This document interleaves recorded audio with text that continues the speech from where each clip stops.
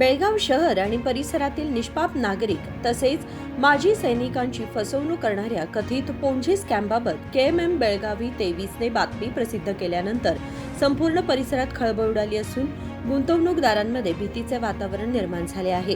ही बातमी सोशल मीडियावर मोठ्या प्रमाणात व्हायरल झाल्यानंतर लाखो रुपये गुंतवणूक केलेल्या अनेक गुंतवणूकदारांनी संबंधित 3 कंपन्यांच्या अधिकाऱ्यांशी संपर्क साधून आपले पैसे परत मागण्यास सुरुवात केली।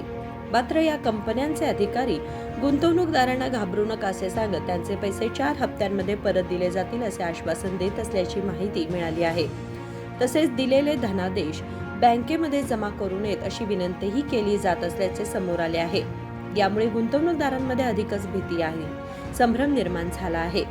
काही गुंतवणूकदारांनी आपले धनादेश आधीच बँकेत जमा केल्याची माहिती केएमएम बेळगावी 23 ला दिली आहे।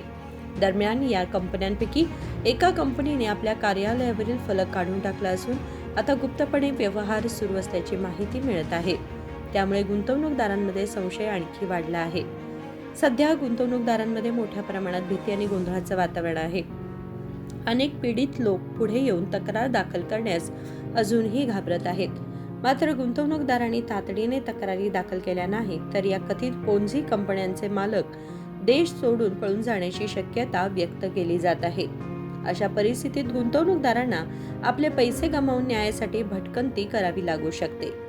केएमएम बेळगावी 23 सर्व गुंतवणूकदारांना सावध राहण्याचे, सर्व कागदपत्रे, पावत्या, करारपत्रे आणि धनादेशांच्या प्रती सुरक्षित ठेवण्याचे तसेच फसवणुकीचा संशय आल्यास तात्काळ संबंधित अधिकाऱ्यांकडे तक्रार करण्याचे आवाहन करते।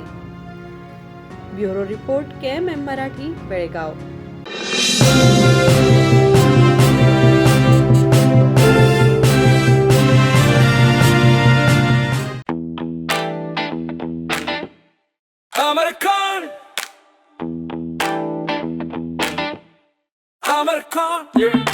अमरकॉन कलेक्शन में आओ,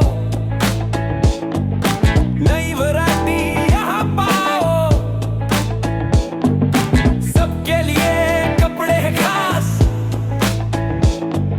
अमरकॉन में खुशियाँ हैं पास, अमरकॉन।